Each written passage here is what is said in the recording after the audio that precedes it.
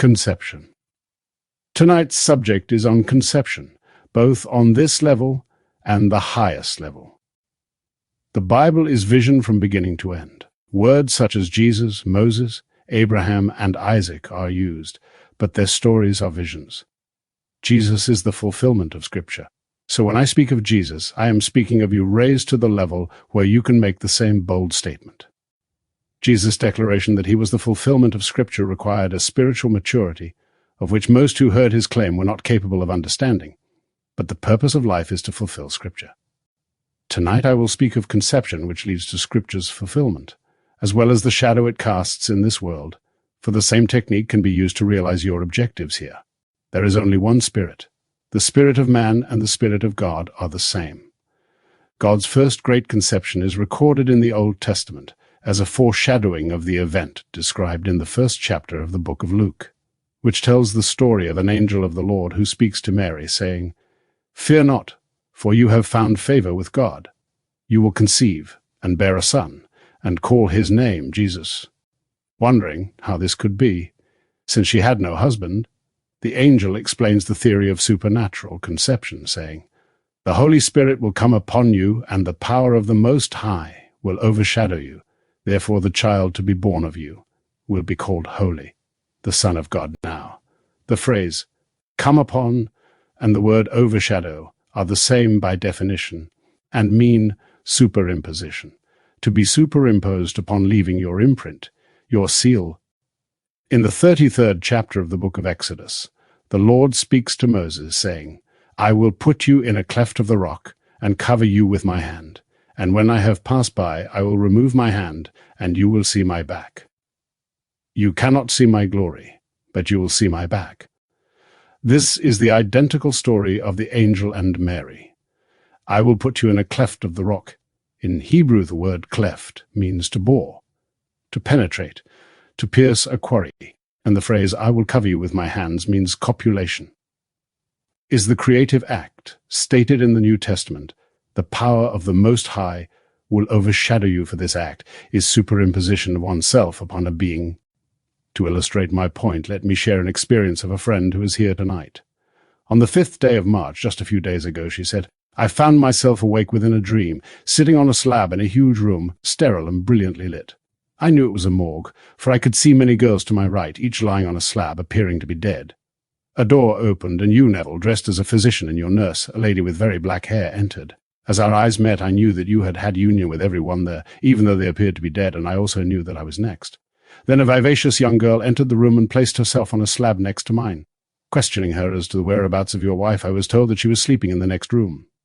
Upon hearing this, the nurse smiled, and I recognized her as your wife, but wearing a wig. Embarrassed because of the knowledge of what was about to take place, I turned to the girl, who said, 'If you don't want him, I'll take him.' And with that, the embarrassment turned to anger. 'Oh no, it is my turn.' Then union took place, and I said to myself, 'He is like a stallion. How does he do it?' And the vision came to its end. This vision has tremendous meaning, for God speaks to man in dream and reveals himself in vision. This was vision, for she was awake in the dream. It is difficult for man to understand that God's creative power is personalized, that anyone raised from the dead and incorporated into the body of love is Jesus Christ creating. In her vision, everyone appeared to be dead, yet union had been consummated. All things are possible to God. By burying his creative power in them, he turns death into sleep and sleep into wakefulness and wakefulness into resurrection. Now those who slept on the marble slabs were as Moses on the rock. The word cleft used in this statement means to bore, to pierce, to penetrate a quarry. God sends his creative power into this world of death, to penetrate the dead.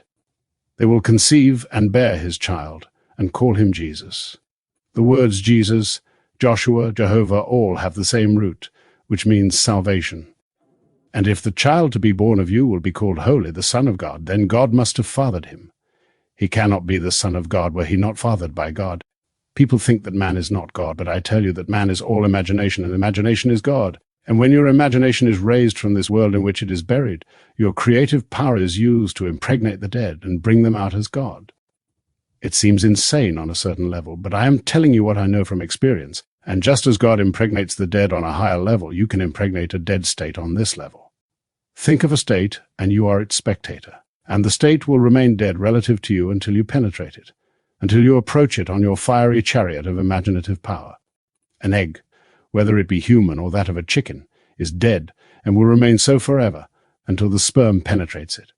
The sperm must penetrate and occupy the egg in order to fertilize it, and then in its own given time the shell is broken, and out comes that which was the sperm that penetrated it. A state is penetrated through the act of assumption. Assuming you are now in the state you want to externalize, you think from it and no longer of it. Thinking from, you have penetrated the state. This penetration is still the mystery of all mysteries. Man has discovered how to go to the moon, place cameras in space, yet no matter what he knows concerning the mysteries of the universe, man cannot understand how an egg can be penetrated without a hole either before or after penetration. Well, your imagination is that sperm. You do not have to open doors to get into any room, you simply enter by assuming you are in it. Look at the world from it and feel what you want to feel, and the room has been penetrated. Now remain there until you feel relief. Of all the pleasures of the world, relief is the most keenly felt. So when you enter into a desire, remain there until satisfaction is felt, until you have expelled the sperm right into the state. The Lord told Moses he would cover him with his hand, which is his creative power. To cover is to copulate. Having covered you with his creative power, you are told that he removes it. In other words, you don't have to remain in that state. You are to go in and fertilize it, then remove your hand by returning your creative awareness to the former state. Now it is said that you only see the back of God, but not his face. The lady who wrote the letter saw God's face, for she was awake. All of the others were apparently dead, totally unaware of what had happened to them. So when the child is born, it will come suddenly, as they will have no knowledge of conception. But they have conceived, because God never fails in his penetration. And they will all bring forth the child called the Son of God, as the symbol of their individual birth. The lady who wrote the letter was awake when union took place, so she knows when it happened. I urge her to record this experience in her Bible next to the 35th verse of the first chapter of Luke. Mark it down. On this day I conceived of the Holy Spirit. It will take 30 years. Should she drop dead now, it will not stop the conception. Rather, she would find herself clothed in a body just like her present one, young, new, wonderful, with nothing missing. For she has not conceived physically, but in her soul. The soul is God's emanation, his wife, till the sleep of death is past. That's where conception takes place. And from my own experience, I say, birth will come about in 30 years. We are told Jesus began his ministry when he was about 30 years of age. Everyone is fulfilling Scripture, for everyone is Jesus Christ, he who comes only to fulfill what he foretold he would do. Taking upon himself the limitations of man, God fulfills Scripture. It doesn't matter what the individual does for a living, whether he is a mason, a carpenter, a lawyer, a banker, a billionaire, or a pauper. The question is he fulfilling Scripture? For only as he fulfills Scripture can he leave this world of death and enter the kingdom of heaven. God foretold what he was going to do, and then he became it. Scripture is the recordation of vision from beginning to end. It is not secular history. The characters recorded there did not live as you and I do. They are the personifications of states in which you and I, the immortal being called God, pass through as we fulfill Scripture. The story told in the 33rd chapter of Exodus is a foreshadowing of that which is fulfilled in the first chapter of the book of Luke, as the angel explains the theory of spiritual or supernatural conception. In the Old Testament it is said, "I will cover you with my hand." If you take a good Hebrew dictionary, you will discover this means copulation. I know in my own case, when I stood in the presence of the risen Lord, as we embraced, we fused together. In the vision of this lady, everyone was female, so the fusing took place in a way that is normal for woman. But the union is not physical. Being the power of God, the image of God is buried in the soul. Everyone appeared to be dead. And by this act, God awakens the dead. We are urged to rise. Awake, O sleeper, and rise from the dead. In this statement, the dead and the sleeper are equated. In her vision, the ladies were so asleep they seemed to be dead. But she knew union had taken place with all of them. This is the part the risen Christ is sent to play. It does not take place on this level, for his energies are turned up into regeneration. The part he plays takes place in a remote area of the soul. Now, on the 20th of October, my friend Benny experienced the birth of the child. Last night, Benny called to tell me that he saw David on the 6th day of March, the very day I foretold it would happen. He has promised to write the dream in detail to me, but this is what he told me over the phone.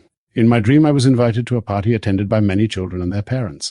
Suddenly, the parents disappeared, leaving me alone with the children. As I looked around, I noticed a lad about 14 years of age walking toward me. Instantly I recognized him as David, and as I looked into his eyes, I knew that he recognized me as his father. Speaking directly to me, he said, "I know our Father will never leave us." Then the dream ended. Here is the fulfillment of Scripture. You see, God does not imitate. He does not repeat himself. In each case, the same story is fulfilled, but is unique to the individual and never duplicated.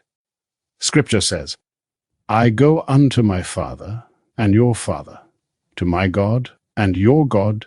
Here is the plural. Our Father will never leave us. The earthly fathers left, but the spiritual Father will never leave us. Now I will prophesy for Benny. On the 8th day of July, he will be split from top to bottom and ascend into heaven in serpentine form. I tell you, we are only here to fulfill Scripture. I don't care what you do in this world.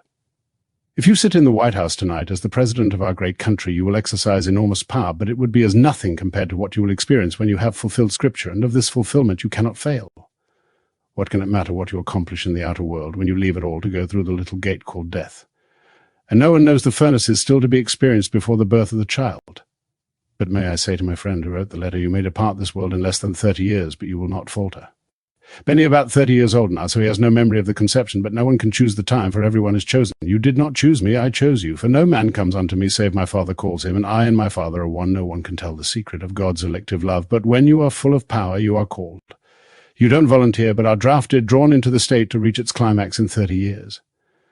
To tell this to a vast audience would be the height of insanity, as they would not understand what I am talking about. But I tell you, your dreams, visions and experiences are symbols which you either accept and interpret or reject as an illusion, for there is nothing but God, who is your own wonderful human imagination. There is only one spirit in this wonderful universe. The being that maintains it all is the same being that maintains you. There is no other. Man is all imagination, and God is man and exists in us, and we in him. The eternal body of man is the imagination, and that is God himself, and all things are possible to God. Just as an egg is penetrated, conceives, and is raised from the dead into a living state by bringing forth the express image of its person. If you bring forth the Son of God, you must have been fathered by God. My friend was awake within the dream, so she is aware of her marvelous conception. If she departs this section of time before the 30 years, it will make no difference, for unlike the children here, where a miscarriage is possible, she cannot lose the child.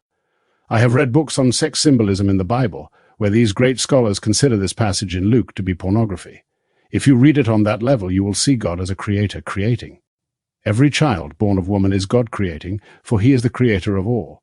But when he calls you from above, your energies are reversed and spring from above, while the energies of this world spring from below, so you move from generation to regeneration. Now let me come back to this level and show you how to go about realizing your objectives. What you want, be it health, wealth, or fame, is only a state. Think of the state as an egg, containing everything necessary to externalize itself, but dead and must be penetrated and fertilized in order to break the shell and become what the world calls reality. Let me illustrate. As I stand here before you, I desire and will assume that I am in San Francisco, approximately 500 miles from here. Putting myself in a familiar hotel lobby, I sit there and think of the world relative to the lobby in which I am now seated. While I am here, I feel its reality. I feel the satisfaction of being here, the very place I wanted to be. The moment I feel the relief of being here, I have released the necessary sperm or energy into that dead state. Then I return to Los Angeles, but in that short period of time I have gone and prepared the experience. Now I will move across a bridge of events which will compel me to go to San Francisco. I may have no desire to go, but I will, for I have prepared the place, occupied it, and although I return to where I was and later may resist the going, I cannot stop it, for I have created it, and I will fulfill what I have done. Now you can do this with everything. An objective, a desire, is an egg which you can penetrate and occupy. You can move right into it and view the world from it. Don't think of it, view the world from it, which implies that you are in it. Then feel the relief, the satisfaction of being there. Do this, and no power in the world can stop you from realizing that state. You may regret what you did, but you will fulfill it anyway. Learn your lesson, and try not to do that which you do not want to experience in the future. Everything is waiting for you to penetrate, as everything is in the cleft rock. Your desire is just as dead as a rock, so you penetrate it by going right into it, occupying and viewing the world from it. Then, feeling the relief of being in it and the satisfaction of accomplishment, turn your back on it, knowing you have done it, and allow it to objectify itself in your world. That is a creative act on this level, just as my friend saw the creative act on another level. It frightens people just to think of this, because our moralists have the strangest concept of God. When two people love each other deeply and that love is consummated, is that something apart from God when God is love? I wish everyone would read Blake and see what he thinks of the so-called moral virtues, of those who distort the vision of Jerusalem, this wonderful being of liberty. Tonight, know what you want, and go right in and occupy it.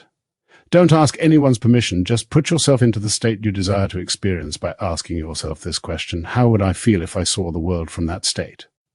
Do you know you can put yourself into any state? My son actually put himself into the state of war by reading a book about Guadalcanal and falling in love with the pictures of the natives there. He certainly didn't enjoy his experiences while there, but he asked for it. You see, nothing happens by accident. Everything that happens in the world does so because you and I set them in motion, whether we do it wittingly or unwittingly. Again, I wanted to share my thrill with all of you in Benny's wonderful experience of seeing David, and this lady's vision of being sired. I promise her it'll take 30 years, but what is 30 years in eternity? What is 30 years when you bring forth the Christ child? May everyone have it. God doesn't have just one stallion. He has a wonderful stable full of those who are the resurrected Christ, those whose power has been raised from the dead and turned around from generation to regeneration. He selects those who are to be saved and sends them, and to play the part of the creative power of God. Believe me, God is man. Thou art a man, God is no more. Thine own humanity, learn to adore, everything is man. About 4 o'clock this morning I saw a 6-story stark white building in vision, and as I looked at it, became a man. It took on the human face. All the mountains, rivers, valleys, everything is man, and when you are awake you commune with them as friends. You walk into all the areas of the world to discover that everything is God and God is man. Now let us go into the silence.